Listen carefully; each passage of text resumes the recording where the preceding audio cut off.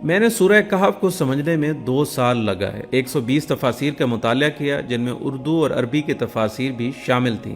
اس کے علاوہ ایک فارسی تفسیر بھی تھی۔ ہم سورہ کہف کو غار والوں کا واقعہ سمجھتے ہیں، مگر اصل مدعا جو ہے اس کی طرف کسی کی نظر نہیں جاتی۔ اس سورت کا مقصد لب لباب یا سینٹرل آئیڈیا کہہ لیں، وہ یہ ہے کہ اللہ اس دنیا میں لوگوں کو 8 طرح کے حالات سے آزماتے ہیں: عزت، ذلت، صحت، بیماری، نفع، نقصان، خوشی اور غمی۔ ہر بندہ ہر وقت ان میں سے کسی ایک حال میں ہوتا ہے۔ ان حالات کو اگر تقسیم کریں تو یہ 2 حال میں تقسیم ہو جائیں گے، یا تو اچھے حالات ہوں گے یا برے، یعنی یا تو بندہ عزت میں ہوگا یا ذلت میں، یا صحت ہوگی یا بیماری۔ تو اللہ تعالیٰ ان 2 حالوں میں آزماتے ہیں، بندہ اچھے حالات میں شکر کرتا ہے یا نہیں، اور برے حالات میں صبر کرتا ہے یا نہیں۔ تو یہ 2 پیپر بنے، ایک شکر کا پیپر اور دوسرا صبر کا پیپر۔ اب اگر بندے نے اچھے حالات میں شکر کیا تو اس نے پیپر کو پاس کیا، اگر ناشکری کی تو اس پیپر میں فیل ہو گیا، اور اگر صبر کے پیپر میں صبر کیا تو پاس ہوا، اور بے صبری کی تو فیل ہو گیا۔ یہ زندگی دارالامتحان ہے جہاں ہم نے 2 پیپر دینے ہیں، ایک پیپر صبر کا، دوسرا پیپر شکر کا۔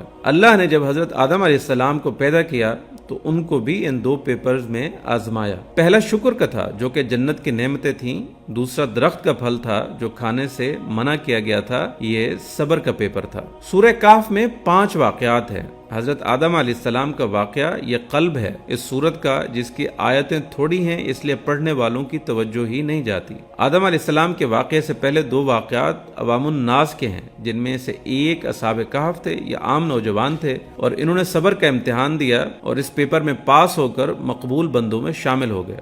دوسرا واقعہ 2 باغوں والے شخص کا تھا، یہ بھی عام شخص تھا جس کو مال و دولت دی گئی تھی، اس کا پیپر شکر کا تھا کہ تم نے نعمتوں پر شکر کرنا ہے، تو یہ فیل ہو گیا۔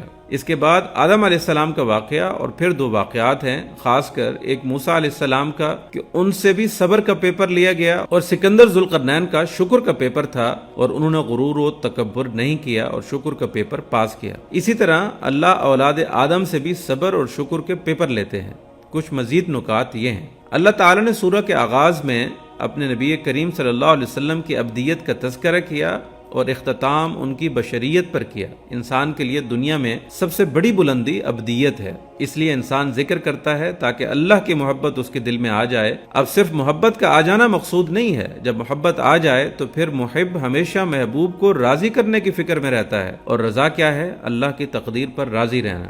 اگر اللہ اچھے حالات بھیجے تو شکر کرنا اور برے حالات میں صبر کرنا۔ جب بندے کو یہ مقام رضا حاصل ہو جائے تو پھر اس کو مقام ابدیت حاصل ہو جاتا ہے۔ عبد کا لفظ اللہ نے اپنے حبیب کے لیے استعمال کیا۔ مفسرین کے نظر میں عبد وہ ہوتا ہے جس کو اپنے آقا کے سوا کچھ نظر نہ آئے۔ بعض کے نزدیک عبد وہ ہوتا ہے جو اپنے آقا سے کسی بات میں اختلاف نہیں کرتا، ہر حال میں راضی رہتا ہے، شکوہ نہیں کرتا۔ چونکہ اس سورہ کو دجال سے حفاظت کے لیے پڑھنے کا ذکر احادیث میں آتا ہے، اس لیے کہ یہ ہمیں اس سے بچاتی ہے۔ پہلے دجال کے معنی کو سمجھیں کہ یہ دجل سے نکلا ہے۔ دجل فریب کو کہتے ہیں، اور جس طرح تانبے پر سونے کا پانی چڑھا دیا جائے تو وہ اوپر سے کچھ ہوگا اور اندر سے کچھ، اسی طرح دجال بھی اندر سے کچھ اور ہوگا اور باہر سے کچھ اور۔ آج کے دور میں اسی طرح دجالی تہذیب ہے کہ اوپر سے تو خوشنما نظر آتی ہے مگر اندر سے کچھ اور ہے۔ آج کے دور میں ایمان اور مادیت کی ایک جنگ چل رہی ہے۔ آپ اس دور میں اگر اپنا ایمان بچانا ہے تو ہمیں بھی کہف میں گھسنا ہوگا۔